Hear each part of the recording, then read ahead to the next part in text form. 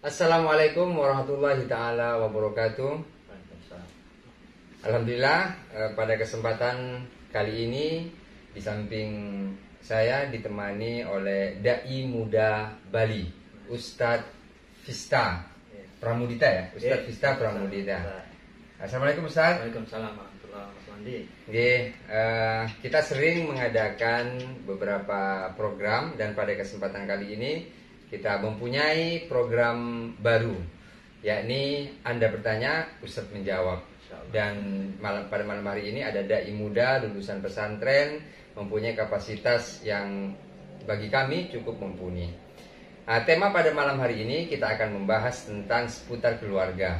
Sengaja kami buat secara umum ya Ustadz, sengaja kami buat umum agar para penanya juga tidak dibatasi oleh satu judul saja.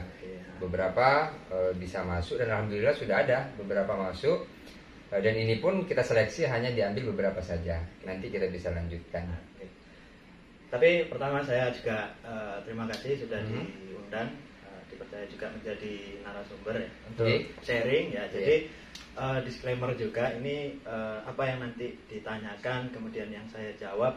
Kalau mungkin ada perbedaan pendapat mungkin dari yang lain, ya saya mohon maaf dan juga mohon bantu, ya kita sama-sama belajar. Jadi saya juga dibilang ahli untuk fatwa juga belum pantas, juga belum ahli. Jadi ya kita sama-sama belajar. Tapi insya Allah dari yang ditanyakan, insya Allah saya jawab sesingkat mungkin, seringkas dan ya sesuai yang saya tahu sebagai kapasitas saya. Ya, tapi secara kualitas sudah memenuhi syarat karena jenengan sudah menikah kan? Alhamdulillah sudah.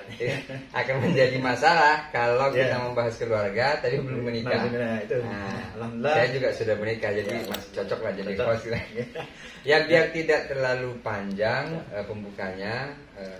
Ini Ustadz, ada kebetulan pertanyaannya memang lagi cukup hit di media sosial pasca meninggalnya Vanessa yang kemarin. Kemudian muncullah pertanyaan karena dimakamkan dalam satu liang lahat. Nah, di medsos dan di pemberitaan ada terjadi perdebatan. Nah, sebenarnya bagaimana hukumnya dalam satu liang lahat dan statusnya yaitu kan suami istri. Nah, itu bagaimana? Oke, bismillahirrahmanirrahim. Hukum bagaimana dimakamkannya atau dikuburkannya dua jenazah dalam satu liang lahat, apakah itu boleh atau tidak? Ya benar sih, memang di saat ini lagi viral atau lagi banyak perbincangan mengenai hukum ini. Oke, yang bisa saya jawab dari pertanyaan yang pertama ini, hukumnya itu la yajuz atau tidak diperbolehkan. Saya ambil atau saya kutip argumentasi ini dari kitab Hasyiah Al-Bajuri. Itu mungkin bisa dicari sendiri juga mungkin pemirsa. Di Hasyiah Al-Bajuri juz 1 halaman 459 tadi saya sempat membuka sebelum datang sini. Nah, di situ dikatakan wala yudfanu ithnani fi qabirin wahidin. Jadi tidak boleh dimakamkan dua jenazah atau dua mayat di dalam satu liang lahat. Illa li hajatin, kecuali hajatin, kecuali ada hajat, yakni ai ad-darurah. Jadi kecuali ada darurat. Nah, di situ. Daruratnya di sini bagaimana? Dikatakan di Syarah Hasyiah Al-Bajuri itu kadzikil ard. Jadi jika lahan atau tidak ada tempat lagi untuk menguburkan mayit, jadi sudah langkanya lahan lah istilahnya, sudah banyak bangunan di suatu tempat, tidak ada lahan lagi untuk memakamkan jenazah ini, nah itu boleh dijadikan satu. Tapi kalau masih banyak lahan, khususnya di Indonesia ini ya insya Allah masih banyak lahan kosong lah ya, itu harus satu jenazah atau satu mayit satu liang lahat.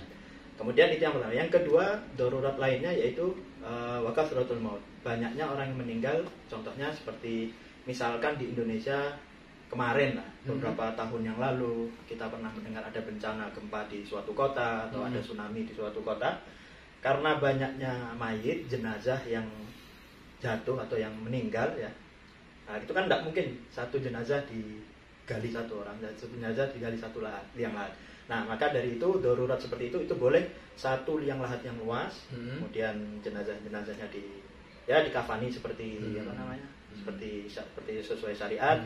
Setelah disolati juga, nah itu baru dimakamkan, kemudian baru dikubur jadi satu. Nah, itu kalau darurat seperti itu tadi. Tapi kalau tidak ada darurat seperti itu tadi, nah itu maka hukumnya la yajuz, tidak boleh. Nah, kemudian muncul pertanyaan lagi nih, Mas. Misalkan itu kalau wasiat bagaimana? Nah, wasiat, jadi tolong kalau saya nanti meninggal jadikan satu dengan suami saya atau sama orang tua saya.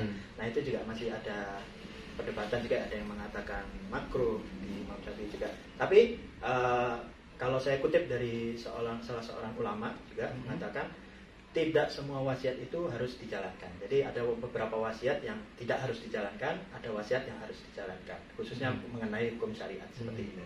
Jadi ketika mungkin pemirsa atau kita semua ragu-ragu akan suatu wasiat, nah langkah baiknya kita tanyakan ke yang lebih ahli atau di dalam seperti ini ulama. Wallahu a'lam, kurang lebih seperti itu.